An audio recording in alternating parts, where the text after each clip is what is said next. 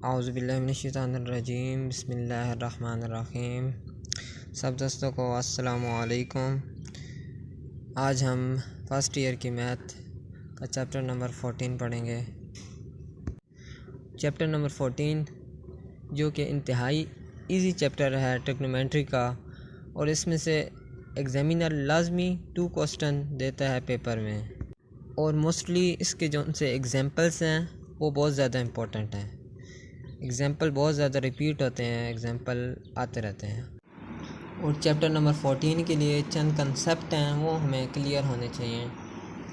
फार्मूले इसमें नहीं लगते, इतने फार्मूले यूज़ नहीं होते। इसमें सिर्फ हमें ये पता होना चाहिए भी रेफरेंस एंगल, सबसे पहले हमने रेफरेंस एंगल फाइंड करना है। उसके बाद हमें पता होना चाहिए कि ये रेफरेंस एंगल किस क्वाड्रेंट में लाइज करता है, ठीक है।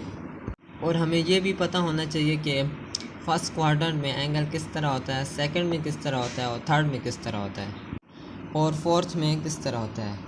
तो चलें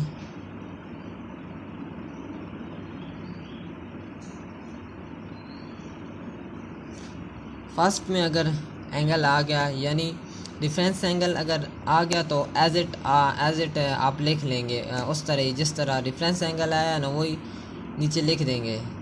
और अगर सेकंड में आ गया ना तो सेकंड में आपने लगाना है पाई माइनस डिफरेंस एंगल, ठीक है।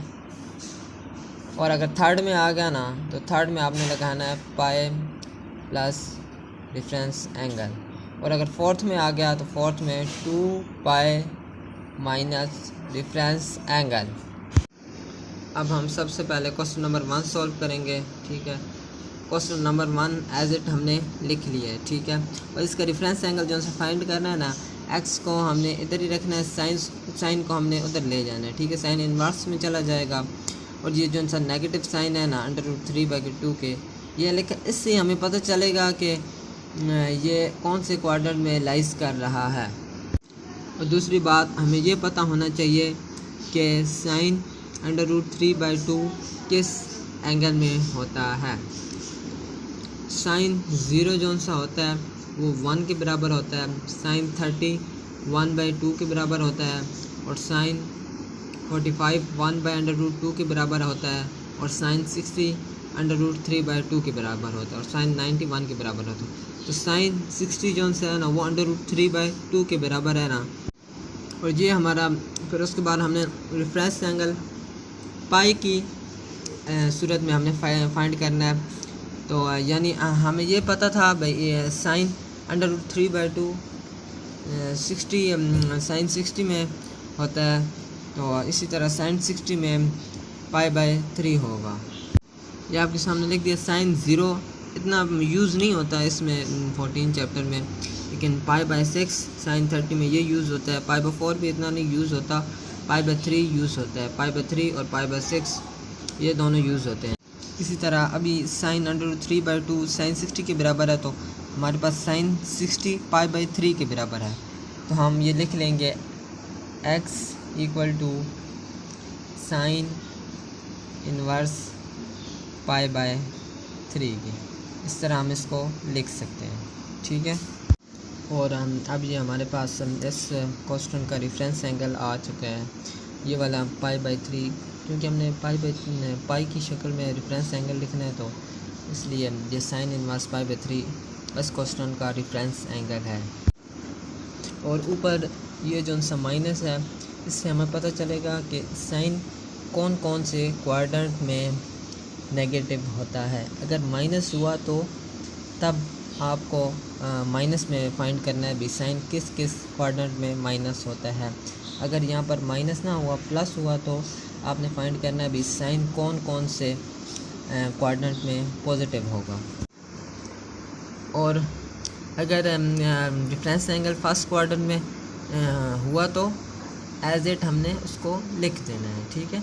और फर्स्ट क्वाड्रेंट में सब पॉजिटिव होते हैं, टैन कॉस साइन सब पॉजिटिव होते हैं। और सेकंड में साइन पॉजिटिव होता है, कॉस टैन नेगेटिव होते हैं।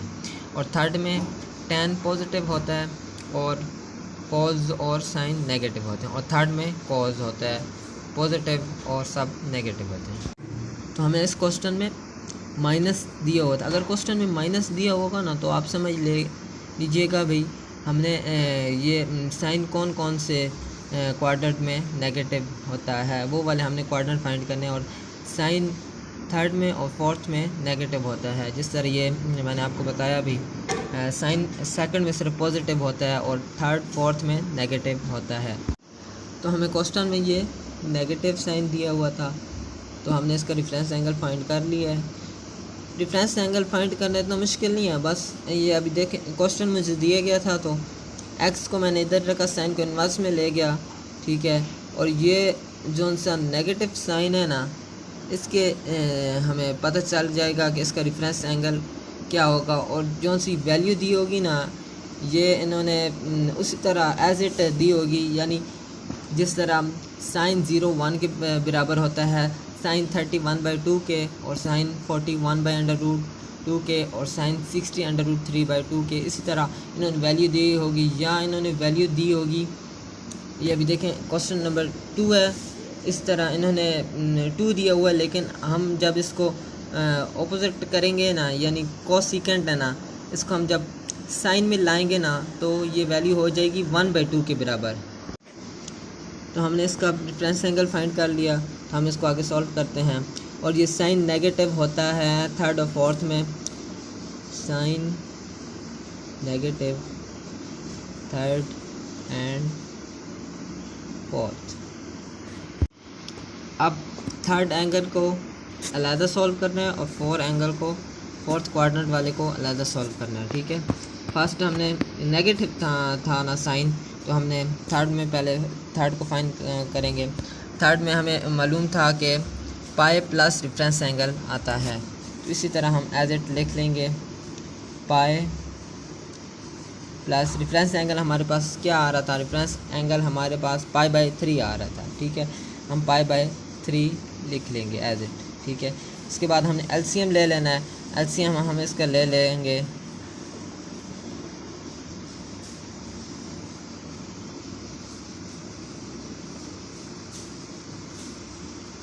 ये 4π/3 हमारे पास थर्ड क्वाड्रेंट में हमने जो सा साइन नेगेटिव था वो हमने फाइंड किया है, पाई प्लस π/3। और ये हमें पता होना चाहिए कि थर्ड में क्या होगा, रेफरेंस एंगल हमने किस तरह फाइंड करना है, और इस तरह, ठीक है। इस तरह हमने ये थर्ड में फाइंड कर लिया है। अब हमने फोर्थ में फाइंड करना है। फोर्थ में हमें पता है कि 2π माइनस रेफरेंस एंगल होता है, ठीक है। एज इट 2π हमने लगा लेना है, उसके बाद माइनस लगाना है। रेफरेंस एंगल हमारे पास क्या आ रहा था, π/3 आ रहा था, ठीक है। इसमें यही है भाई, हमें इस तरह इनके ज़रिए हमें पता चल जाएगा कि इसका रेफरेंस एंगल क्या आएगा, ठीक है। अब जिसका रेफरेंस एंगल π/3 है तो हमने इसी तरह एज इट इसको फाइंड कर लेंगे। एलसीएम लेना है, अब